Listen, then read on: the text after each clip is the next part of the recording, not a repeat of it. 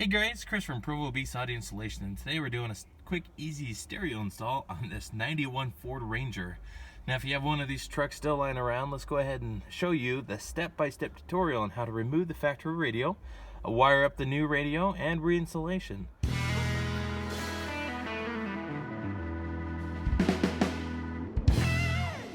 Provo Beast Audio Installation channel is sponsored by NVX and Sonic Electronics.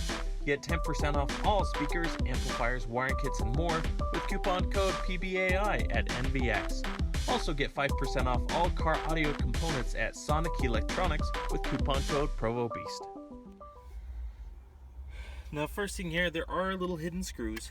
If you want to pop this on out, you can actually push the little tab down just so you can slide this whole tray out. You're going to see there's two 7mm bolts there. Go ahead and remove those. Alright, after those two screws have come out, the housing and the actual tray will actually provide more length of wire, and you can pull that out. You can disconnect the main harness if you want to. We really don't have a need to, it's not in the way anymore. So I'm using a panel tool. These are just held on with clips around the vents, but I popped that out. As you can see, most of them are this type of clips here, and they require a little bit of force. Now, again, the caveat is we got to be very careful that we don't break the clips because they're so tight, especially if your panel is aged. So as we get those released, we're going to continue to go around and release those exact same clips all the way around. Now again, panel tool works great, or if you want to go ahead and just use your fingers, that works good too. Just keep working your way over around the panel. Again, be very careful here. I do not want to damage this panel at all, because they'll probably be pretty hard to come by to replace. Alright, now with that released here, we're going to drop the steering column down a little bit lower, and then we're going to get this up and over. You know, I can do it without. There you go, up and out of the way. So let's grab those two keys here and get this radio on out. Alright, so what we're going to do is get our little panel, our little stereo removal tools. We'll stick them in. They don't have to go in far, just enough. And basically, maybe a 1/4 inch is all. We're going to push out to the outside and I'll release the side clip. And same thing with the other side. I've already put it in. You'll hear that click. That's because it's only about in there about a 1/4 inch. You're basically pushing in the tab, and that comes out. So as you can see here, so you don't want to push them in too far or that defeats the purpose. So once you're in there, that's why you push out, because it pushes the clip in and it releases the stereo. Once that's out, you'll have wiring harnesses here. Now most Rangers don't have amplified systems. They're all just a factory 4-speaker off the main radio. Go ahead and disconnect your 2 harnesses there and your antenna. And we're going to head over the bench and get our new stereo wired up. Alright, so here at the bench we're doing the DEH-X3900BT Bluetooth stereo. This is about 80 bucks or so at this time of the video on Amazon. We picked one of those up. Aux USB, CD, AM, FM, and then of course Bluetooth. Here's our factory radio. So we got that all pulled out. If you ever sell the truck, whether you want to keep that, throw it back in the truck or not, that's up to you. But the other item that we're going to need is our wiring harness. Now it's the Metra 70-1770 harness for older Fords. Again, non-amplified system here, so this is the harness that we'll need for this install. What we're going to do with the harness from our stereo is we'll take this, basically almost match color for color the harness colors on the adapter here. We're going to solder and heat shrink. You could twist and use group caps.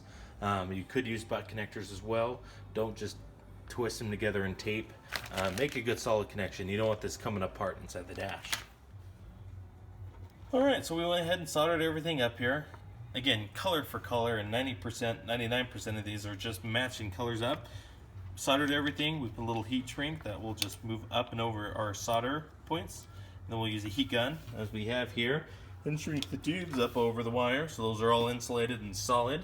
The only thing that differs on this wiring harness, the orange is your illumination, or dimmer, I guess you could say, and we're not going to use that because our radio on this end, our harness doesn't support it. So we'll just cap that off. We'll put a little piece of heat shrink on it and call it good.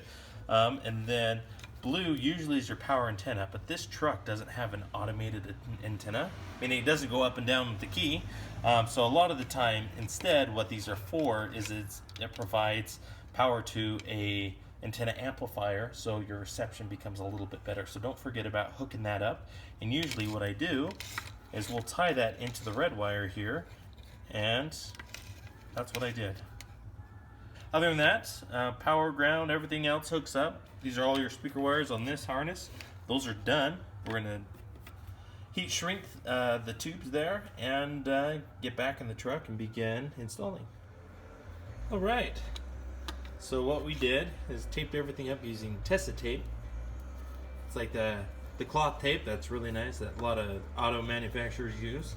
We kept our blue white wire out. It's our amplifier turn on. In the event down the road this individual decides to install an amplifier and sub, or amplify the speakers, whatever, we didn't want to tape that up in the harness. We kept that available. We stripped it and put a butt connector on. It's ready to go. Basically this end plugs into the truck, this end plugs into the new radio. And at this point, let's grab our DEH-X3900BT. We need the stereo can. We're going to install our Bluetooth mic. We're going to get the can installed, the mic installed, and get the radio back in the dash.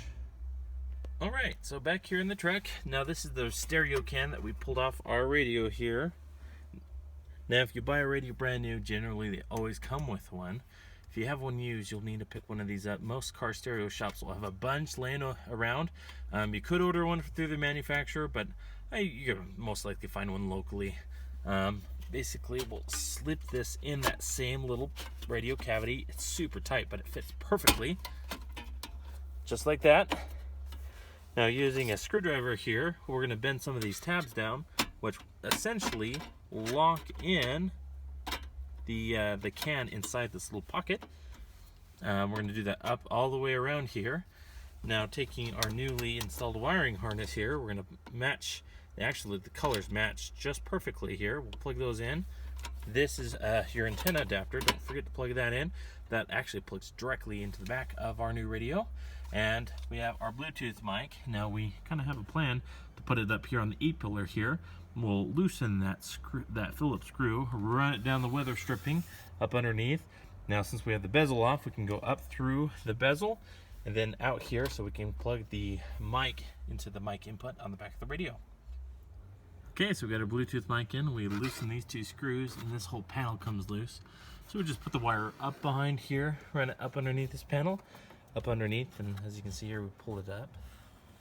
And we fish it just up and over the gauge cluster and down into the stereo cavity. This will plug into the back of the radio.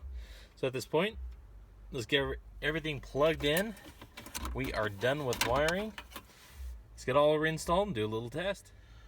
Okay, we got it all plugged in. Before I totally slide it in and lock it into the can, let's go ahead and do a little test. Alright, we put in the key, turns on with the key, exactly what we want. Go ahead and go to the radio here.